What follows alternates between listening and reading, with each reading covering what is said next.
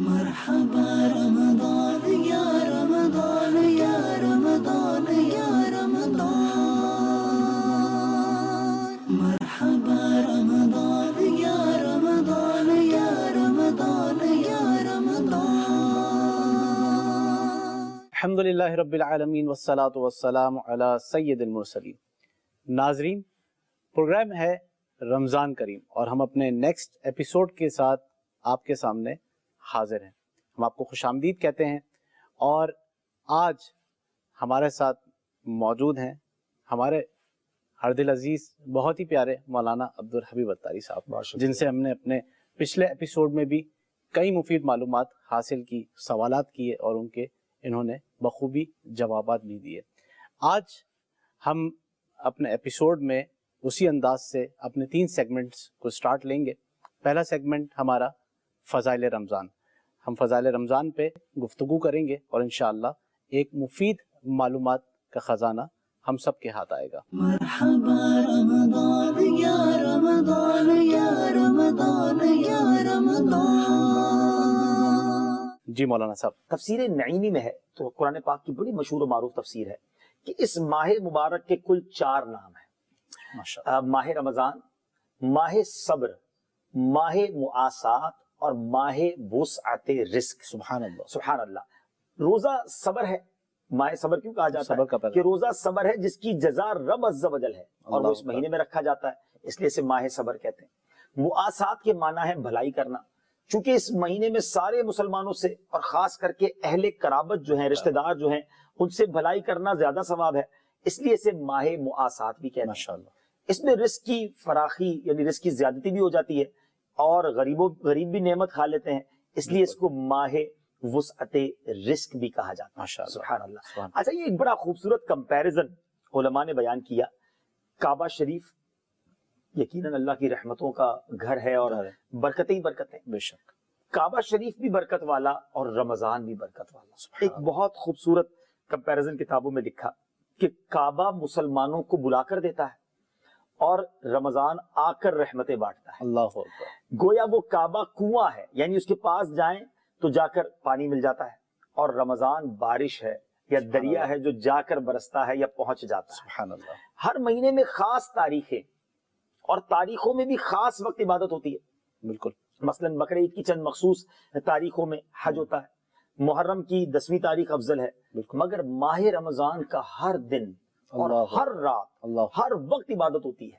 روزہ عبادت، افطار عبادت، افطار کے بعد تراویح عبادت، اس کا انتظار عبادت، سحری کے انتظار میں سونا عبادت، پھر سحری کھانا بھی عبادت۔ الغرض ہر آن رب کی شان نظر آتی ہے، رحمتوں کی برسات۔ اچھا، پھر رمضان ایک بھٹی ہے، جیسے کہ بھٹی گندے لوہے کو صاف اور صاف لوہے کو مشین کا پرزہ بنا دیتی ہے، اسی طرح سونے کو زیور بنا کر استعمال کے لائق بنا دیتی ہے۔ رمضان گناہ گاروں کو پاک کر دیتا ہے اور نیک لوگوں کے درجے بڑھاتا ہے۔ رمضان ایک بھٹی کا کام کرتا ہے۔ پھر فرمایا رمضان میں نفل کا ثواب فرض کے برابر، فرض کا ثواب 70 گنا کر دیا جاتا ہے۔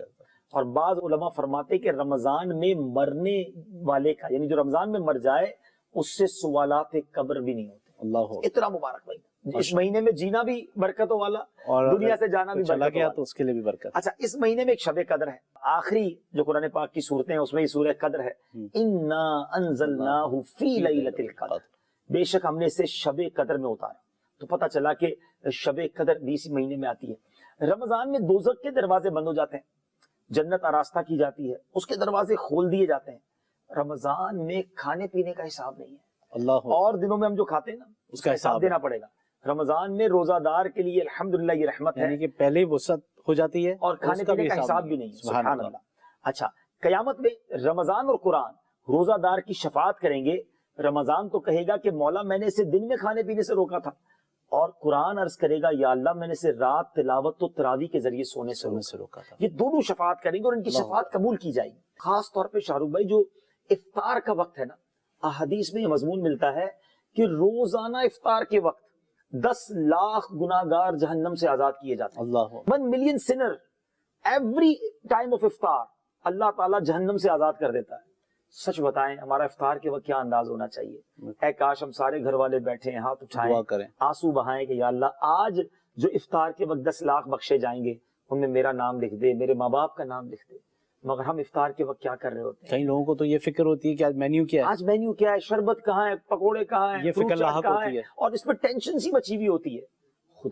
خدا پلیز، یہ مغفرت کا وقت ہے، یہ مانگنے کا وقت ہے، یہ آنسو بہانے کا وقت ہے۔ اور سبحان اللہ، رمضان میں جب جمعرات کی رات آتی ہے نا، ویسے تو روزانہ 10 لاکھ گناہگار بخشے جاتے ہیں، ایک حدیث کے مطابق جس کا مضمون ہے کہ مغرب، جمعرات کی مغرب سے لے کر جمعے کی مغرب تک ہر لمحے 10 لاکھ گناہگار بخشے جاتے ہیں۔ اللہ اکبر۔ اب تھرسڈے نائٹ آ جائے رمضان میں، فرائیڈے کا دن آ جائے، پھر تو بس ہم ہوں، رب کی رحمت ہو، ہمارا ایک ہی فوکس ہو کہ یا اللہ آج بخش دے، میں بڑا گناہگار ہوں، میں بڑا خطا کار ہوں، مجھ سے بڑی خطائیں ہوئی۔ ناظرین پلیز ٹرائی ٹو انڈرسٹینڈ، یہ جو رمضان مجھے اور آپ کو ملا ہے نا، کیا معلوم اگلا سال ہم نہ ہوں اس دنیا میں۔ کیا ایسا نہیں ہوا آپ کے ساتھ؟ میرے ساتھ بھی ہوا ہے کہ پچھلے رمضان میں بہت سارے وہ لوگ ہمارے ساتھ تھے جو اس رمضان میں نہیں ہیں۔ کیا معلوم اگلا رمضان جب آئے، رمضان نے تو آنا ہے، ہم ہوں گے یا نہیں ہوں گے۔ اس رمضان کو اپنی زندگی کا آخری رمضان سمجھ کر توبہ کیجئے، دعائیں کیجئے، التجائیں کیجئے۔ وہ کریم ہے، وہ چاہتا ہے ہم بخشے جائیں، وہ چاہتا ہے ہمیں معاف کر دیا جائے، مگر ہم ہیں کہ رمضان کی وہ قدر نہیں کر پا رہے۔ پلیز یہ بار بار آپ کو جو فضائل بتا رہے ہیں وہ اسی لیے بتا رہے ہیں تاکہ ہمارا اور ذوق بڑھے، ہم آگے بڑھ کر اللہ کی عبادت میں مصروف ہو جائیں۔ سبحان اللہ۔ اچھا مولانا صاحب، ماشاءاللہ آپ نے فضائل بیان کیے، اور شروع میں نے آپ سے ایک عرض کی تھی کہ فضائل کے ساتھ ساتھ اگر ہمارے ناظرین کو آپ یہ بھی بتائیں کہ ہمارے آقا کریم صلی اللہ تعالی علیہ وسلم رمضان کس طرح منایا کرتے تھے، تو انشاءاللہ ان کے دل میں ایک شوق بھی پیدا ہوگا اور عشق بھی بڑھے گا۔ سبحان اللہ۔ یقیناً نبی پاک علیہ الصلوۃ والسلام کیسے رمضان مناتے، کیسے رمضان میں ان کی روٹین ہوتی، میرا خیال ہے یہ بیسٹ جو ہے نا ہمیں وہی بتا سکتے ہیں جو نبی پاک کے گھر میں رہتے تھے، نبی پاک کے جو ساتھ تھے۔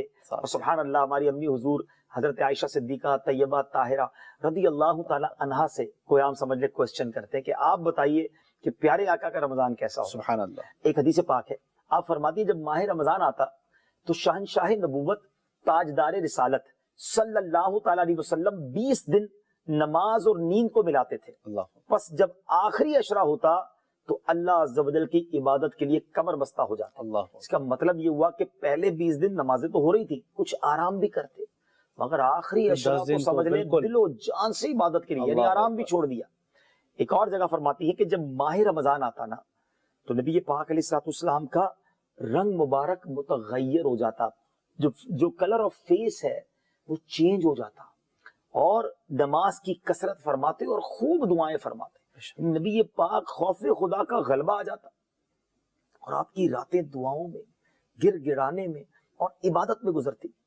نبی پاک علیہ الصلوۃ والسلام کی یہ جو بی بی عائشہ صدیقہ رضی اللہ تعالی عنہا کا جو فرمان ہے نا، یہ میرے اور آپ کے لیے زبردست موٹیویشن بھی ہے، اور میں سمجھتا ہوں کہ ہمارے لیے عبرت بھی ہے کہ نبی پاک علیہ الصلوۃ والسلام تو بخشائے ہیں نا، ان کے صدقے ہماری بخشش ہونی ہے، ہم سب کی شفاعت فرمائیں گے، وہ فرمائیں گے۔ اچھا، رمضان بھی انہی کے صدقے ملا ہے، ہمیں رمضان ان کے صدقے ملا، قرآن ان کے صدقے ملا، بلکہ رحمان ان کے صدقے ملا۔ اب آپ سوچئے کہ ایمان ان کے صدقے ملا، لیکن ان کا حال یہ ہے کہ وہ رات عبادت میں گزاریں، گر گڑاتے ہوئے گزاریں اور روتے ہوئے گزاریں۔ اللہ۔ اور ہم کیا کرتے ہیں؟ ہم گناہگار، خطا کار۔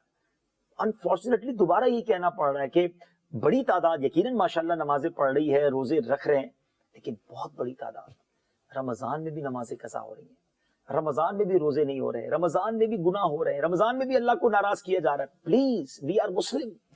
ہم جن نبی کا کلمہ ہم نے پڑھا ان کی روٹین تو دیکھیں کہ وہ رمضان میں بستر چھوڑ دیتے تھے اور رات بھر عبادت میں گزارتے۔ ایک عمل تو یہ تھا کہ نمازیں اور دعائیں اور گر گڑانا۔ دوسرا عمل بتاؤں، حضرت سیدنا عبداللہ ابن عباس رضی اللہ تعالیٰ عنہ فرماتے ہیں کہ جب ماہ رمضان آتا تو نبی پاک علیہ الصلوۃ والسلام ہر قیدی کو رہا کر دیتے اور ہر سائل کو عطا فرماتے، جو مانگنے والا آتا نا میرے آقا عطا فرماتے۔ بلکہ ایک بڑی خوبصورت حدیث پاک ہے کہ پیارے آقا لوگوں میں سب سے بڑھ کر سخی تھے اور رمضان شریف میں خصوصاً بہت زیادہ سخاوت فرماتے، یعنی دریا رحمت بھی جوش میں ہوتا۔ جبریل امین پیارے آقا علیہ الصلوۃ والسلام کے ساتھ ہر رات ملاقات کے لیے حاضر ہوتے۔ اللہ، یہ روزانہ ہر رات ملاقات ہوتی اور پیارے آقا حضرت جبریل کے ساتھ قرآن کا دور فرماتے۔ سبحان اللہ۔ اب سیکھنے کو کیا ملا؟ نبی پاک کی راتیں قرآن کے ساتھ، جبریل امین اور نبی پاک آپس میں قرآن کا دور کرتے، اور جب بھی جبریل امین نبی پاک کی خدمت میں آتے تو آپ علیہ السلام تیز چلنے والی ہوا سے بھی زیادہ خیر یعنی سخاوت کے معاملے میں جلدی فرماتے، اللہ بہت عطا فرماتے، جو آتا عطا فرماتے۔ تو اب 3 باتیں ناظرین آپ کے سوال کا جواب سمرائز کر دیتا ہوں۔ جی، نبی پاک کا رمضان، اگر آپ چاہتے ہیں کہ میں بھی عاشق رسول ہوں، نبی پاک کا غلام ہوں، اور میں چاہتا ہوں کہ پیارے آقا کو فالو کروں کہ وہ رمضان میں کیا کرتے تھے، تو میں ایکسٹریکٹ کر دیتا ہوں، سمرائز کر دیتا ہوں 3 چیزیں۔ نبی پاک خوب عبادت کرتے، خاص طور پہ راتوں میں دعائیں کرتے، نبی پاک خوب تلاوت قرآن کرتے، اور میرے آقا خوب سخاوت کرتے، سبحان اللہ، خوب اللہ کی راہ میں خرچ کرتے۔ آپ اگر نبی پاک کی طرح رمضان ان کی فٹ اسٹیپ کو فالو کرنا چاہتے ہیں، سنت پر عمل کرنا چاہتے ہیں، تھوڑا آرام کریں، رمضان میں تہجد پڑھیں۔ ایک اور میں آسان طریقہ بتا دیتا ہوں، جتنے بھی ناظرین ہیں ہم سب سحری کے لیے اٹھتے ہی ہیں، تہجد کے لیے شرط یہ ہے کہ عشاء پڑھ کے سویا جائے، تو عشاء ضرور پڑھیں، تراویح ضرور پڑھیں، اور اگر آپ نے سونا ہے تو سو جائیں۔ اب جب آپ سحری کے لیے اٹھ رہے ہیں نا، تھوڑا ٹائم پہلے اٹھ جائیں، آپ تہجد پڑھ لیں۔ تو اب یہ 30 ڈیز آپ تہجد پڑھنے کے عادی ہو جائیں گے نا، اللہ کی رحمت سے امید ہے رمضان کے بعد بھی عادت رہے گی۔ تہجد فرض نمازوں کے بعد سب سے افضل نماز ہے، اور ناظرین یہ خاص دعاؤں کی قبولیت کا وقت ہے۔ اللہ اکبر، تہجد پڑھ کے جو دعا مانگنے کا مزہ آتا ہے، اور اللہ کرے ہم ایسی دعائیں مانگنے والے بن جائیں کہ میں جانوں میرا رب جانے۔ اکیلے میں جا نماز بچھائیں، رات کا پہر ہو، ہاتھ اٹھیں اور آنسو بہیں، یقین کریں یہ وہ وقت ہے آپ جو مانگیں گے عطا کیا جائے۔ اور نبی پاک بھی رات کو اٹھ کر دعائیں مانگتے، گر گڑاتے۔ ایک سنت پر یہ عمل ہو جائے گا، پھر آپ نے تلاوت قرآن کرنی ہے۔ دیکھیے یہ تو نزول قرآن کا مہینہ ہے، اس مہینے میں قرآن نہیں پڑھیں گے تو کب پڑھیں گے؟ تراویح میں تو قرآن سنتے ہیں، مگر خود سے ریسائٹ کریں، خود سے قرآن پاک پڑھیں، جتنا ہو سکے پڑھیں۔ اور تیسرے نمبر پر اللہ کی راہ میں خوب خرچ کریں، صرف زکوٰۃ نہیں، زکوٰۃ تو فرض ہے، وہ دینی ہے، اس کا ضرور حساب کر کے 2.5% وہ ہم نے جب سال مال پر پورا ہو جائے، اس کی شرائط پائے جائیں تو دینی ہے، وہ ضرور دیں، لیکن رمضان میں اس کے علاوہ بھی دیں، خرچ کریں۔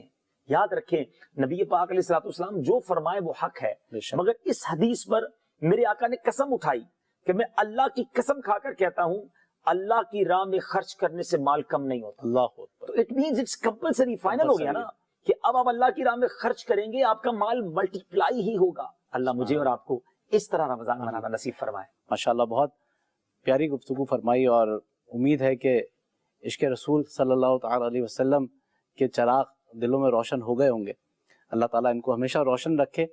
چلتے ہیں اپنے سیکنڈ سیگمنٹ کی طرف، مسائل رمضان۔ مرحبا رمضان یا رمضان یا رمضان یا رمضان۔ جی علامہ صاحب، لاسٹ ایپیسوڈ میں ہم نے رمضان سے متعلق کچھ بنیادی مسائل پہ ڈسکس کیا تھا، اور آپ نے ماشاءاللہ بڑی زبردست رہنمائی فرمائی۔ آج ہم اپنے ناظرین کو کن مسائل کے بارے میں بتا رہے ہیں؟ آج ہم انشاءاللہ روزے کو ہی کنٹینیو کریں گے، کیونکہ روزہ تھوڑا سا اس میں ٹپیکیلٹیز ہیں۔ ٹھیک ہے، روزے کی نیت کو بھی دیکھنا ہوگا، پھر روزہ کن چیزوں سے ٹوٹ جاتا ہے، کچھ چیزیں ایسی ہیں جس میں لوگ بڑے کنفیوز رہتے ہیں بالکل کہ روزہ ٹوٹا یا نہیں ٹوٹا، تو ہم انشاءاللہ وقتاً فوقتاً اس کو ڈسکس کریں گے۔ آج ہم بات پہلے تو کرتے ہیں نیت پر۔ نیت کے جو چند مسائل ہیں وہ بیان کر دیتا ہوں۔ ادائے روزہ رمضان یعنی رمضان کے روزے رکھنے کے لیے نیت کا جو وقت ہے وہ غروب آفتاب کے بعد سے زہوائے کبریٰ تک یعنی نصف النہار شرعی سے پہلے تک ہے۔ اس پورے دن کے وقت کے دوران آپ جب بھی نیت کر لیں گے تو یہ روزے ہو جائیں گے، یعنی یہ نفلی روزوں کے لیے بھی ہے اور رمضان کے روزوں کے لیے بھی ہے۔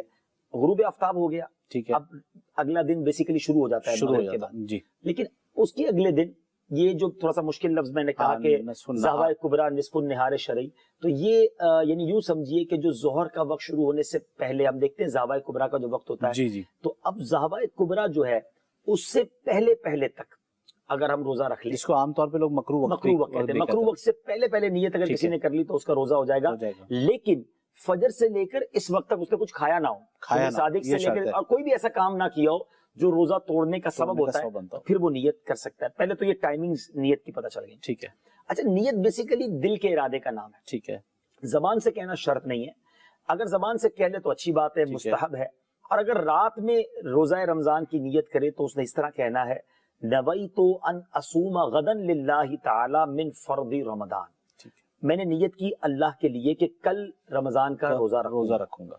اور اگر دن میں نیت کرے یعنی صبح صادق کے بعد نیت کر رہا ہے تو نویت ان اصوم ھذا اليوم للہ تعالی من فرض رمضان، ٹھیک ہے، میں نے نیت کی کہ اللہ کے لیے آج کے روزے کے روزے کا میں روزہ رکھوں گا رمضان کا. تو اب یہ وہی والی بات ہے کہ دل میں بھی نیت کر لے، زبان سے نہ بھی کہا تو کوئی حرج نہیں. ٹھیک ہے، اچھا پھر اسی طرح عربی میں اگر نیت کر رہا ہے تو اس وقت وہ نیت شمار ہوگی جب اس کا معنی بھی پتا ہو. زبان سے نیت کر رہا ہے پتہ نہیں کیا کہہ رہا ہے، کیا کہہ رہا تو ہے، پھر نیت نہیں ہوگی. اچھا نیت اپنی مادری زبان میں بھی کر سکتے ہیں، اپنی زبان میں کر لیں تو بھی کوئی حرج نہیں ہے. جیسے میں نے کہا دل میں بھی کر لیں دل میں بھی کوئی کر حرج لے نہیں تو ہے. بھی ہو جائے گا. اچھا نیت دن میں نیت کریں تو ضروری ہے کہ یہ نیت کریں کہ میں صبح صادق سے روزہ دار ہوں. ٹھیک ہے، اگر اس طرح نیت کی کہ ابھی سے روزہ دار ہوں ہاں تو وہ پھر نہیں روزہ ہوگا. نہیں ہوگا. یعنی اگر اس ٹھیک نے ہے. صبح 10 بجے نیت کی ابھی ٹھیک ہے. زاویہ کبریٰ نہیں ہوا اسی وقت سے تو نیت میں صبح صادق سے لے کر روزہ دار ہوں، یہ ٹھیک ہے. نیت اس نے کرنی ہے. اسی طرح ماہ رمضان کے دن میں نہ روزے کی نیت کی نہ یہ کہ میں روزہ نہیں ہے، یعنی دونوں صورتوں میں کوئی نیت ہی نہیں کی. ٹھیک ہے، اگرچہ معلوم ہے کہ رمضان مبارک کا مہینہ ہے تو روزہ نہیں ہوگا، یعنی روز نیت کرنی ہوگی، لازمی ہے. ہاں اب وہ الگ بات ہے کہ دل میں نیت دل کر میں لیں. کر سحری لی کے بعد لوگ نارملی کرتے ہیں کر لیتے کہ ہیں میں آج کے روزے کی نیت کرتا ہوں، تو یہ ضرور کرنی چاہیے. ٹھیک، بہت زبردست آپ نے رہنمائی فرمائی. اور یقیناً ہمارے اس پروگرام سے کئی لوگوں کے جو مسکنسیپشنز ہیں اور جو کیوریز ہیں وہ ڈیفینیٹلی کلیئر ہو رہی ہوں گی اور بہت کچھ نیا سیکھنے کو مل رہا ہوگا. خود مجھے بھی بہت ساری چیزیں نئی پتہ چل رہی ہیں اور امید ہے کہ ناظرین بھی اس سے بھرپور انداز میں جو ہے وہ بینیفٹ لے رہے ہوں گے. ہمارا تھرڈ سیگمنٹ انشاءاللہ شروع ہوتا ہے. ہم اپنے تھرڈ سیگمنٹ کی طرف چلتے ہیں. جس طرح لاسٹ ایپیسوڈ میں ہم نے سورہ بقرہ سے متعلق تعارف سنا تھا، اسی حوالے سے آج ناظرین کے لیے کون سی سورت مبارکہ لے کر آئیں؟ جی آج اب اس سورت کے بارے میں جانیں گے جو بڑے شوق سے لوگ جمعہ کے دن پڑھتے ہیں اور پڑھنا بھی چاہیے، اور اس کو کہا جاتا ہے سورہ جمعہ. سبحان اللہ. تو دیکھا ہے میں نے کہ ماشاءاللہ بڑی تعداد میں خواتین بھی بہت شوق سے پڑھتی ہیں. اس کے فضائل ہیں. فضائل جمعہ کے دن دو سورتوں کو بہت اہمیت دی گئی ہے، پڑھنے کی فضائل بھی ہیں، سورہ جمعہ اور سورہ کہف. تو انشاءاللہ آج ہم سورہ جمعہ کو ڈسکس کر لیتے ہیں. ٹھیک ہے، اگلے ایپیسوڈ میں سورہ کہف کو ڈسکس کریں گے. تو آئیے شروع کرتے ہیں سیگمنٹ تعارف قرآن. تعارف قرآن. مرحبا رمضان یا رمضان یا رمضان یا رمضان. جی ناظرین سورہ جمعہ کا تعارف سنتے ہیں. مقام نزول سورہ جمعہ مدینہ منورہ میں نازل ہوئی. رکوع اور آیات کی تعداد اس سورت میں 2 رکوع اور 11 آیتیں ہیں. جمعہ نام رکھنے کی وجہ 7 دنوں میں سے ایک دن کا نام جمعہ ہے، اور اس دن سورج ڈھلنے کے بعد جو نماز ادا کی جاتی ہے اسے نماز جمعہ کہتے ہیں. اس سورت کی آیت نمبر 9 میں لفظ الجمعہ موجود ہے، اسی مناسبت سے سورت کا نام سورہ جمعہ رکھا گیا. سورہ جمعہ سے متعلق 2 احادیث کرام. سبحان اللہ. حضرت عبداللہ ابن عباس رضی اللہ تعالیٰ عنہما فرماتے ہیں کہ نبی پاک علیہ الصلوۃ والسلام جمعہ کی نماز میں سورہ جمعہ اور سورہ منافقون کی تلاوت فرماتے ہیں. سبحان اللہ. حضرت ابو جعفر رضی اللہ تعالیٰ عنہ فرماتے ہیں کہ حضور پرنور صلی اللہ تعالیٰ علیہ وسلم جمعے کی نماز میں سورہ جمعہ اور سورہ منافقون کی تلاوت فرماتے تھے، اور سورہ جمعہ کی تلاوت کے ذریعے مسلمانوں کو بشارت دیتے تھے اور مزید نیک اعمال کرنے پر ابھارتے تھے، جبکہ سورہ منافقون کے ذریعے منافقوں کو مایوس کرتے اور ان کی سرزنش فرماتے تھے. سبحان اللہ. اچھا سورہ جمعہ کے مضامین، ٹاپکس آف سورہ جمعہ. اس سورت کا مرکزی مضمون، سینٹرل ٹاپک یہ ہے کہ اس میں نماز جمعہ کے احکام بیان کیے گئے ہیں. نیز اس سورت میں یہ بھی مضامین بیان کیے گئے. نمبر 1، اس سورت کی ابتدا میں اللہ تعالیٰ کی تسبیح اور تقدیس بیان کی گئی اور نبی کریم علیہ الصلوۃ والسلام کی عظمت و شان اور ان کے اوصاف بیان کیے گئے. نمبر 2، یہ بتایا گیا کہ اللہ تعالیٰ کا اپنی مخلوق پہ بڑا فضل ہے کہ اس نے ان کی ہدایت کے لیے اپنے حبیب جناب محمد مصطفیٰ صلی اللہ تعالیٰ علیہ وسلم کو مبعوث فرمایا. نمبر 3، تورات کے احکام پر عمل نہ کرنے کی وجہ سے یہودیوں کی مذمت کی گئی اور یہودیوں سے کہا گیا کہ اگر وہ اللہ تعالیٰ کے دوست ہیں تو ذرا موت کی تمنا کریں. نیز یہ بتایا گیا کہ وہ کبھی موت کی تمنا نہیں کریں گے، اور یہودی جس موت سے بھاگتے ہیں وہ باہر صورت انہیں آ کر رہے گی. نمبر 4، سورت کے آخر میں نماز جمعہ کے احکام بیان کیے گئے. سبحان اللہ. امید ہے کہ یہ تعارف سننے کے بعد اب مزید قرآن پڑھنے کا شوق پیدا ہوگا انشاءاللہ. الحمدللہ آج کے پروگرام میں ہم نے بہت کچھ سیکھا اور ہم پچھلی ایپیسوڈز میں بھی بہت کچھ سیکھتے آئے ہیں، اور امید ہے کہ آپ کو ہمارا یہ پروگرام پسند آیا ہوگا اور ہماری نیکسٹ ایپیسوڈ بھی آپ ضرور ملاحظہ فرمائیں گے. مرحبا